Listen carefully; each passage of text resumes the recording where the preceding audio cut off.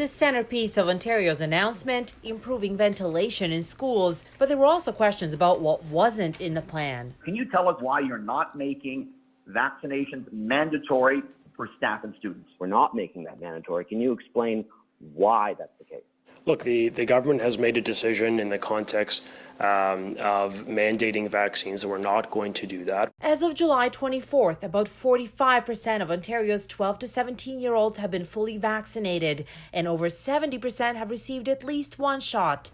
That number, critics say, could be much higher if students had to be immunized against COVID-19 to attend school, as is required for many other infectious diseases like chickenpox or measles. But I think by putting it on the list, what we do is, I think, elevate the seriousness of the responsibility for parents to get those kids vaccinated.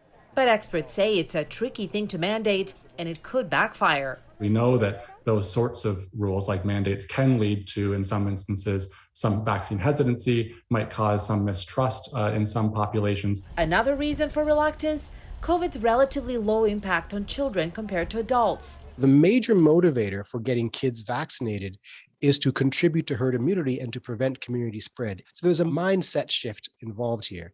Do we make something compulsory that is not for your protection, but for the protection of others? What does work, experts say, is giving parents incentive to vaccinate their teens.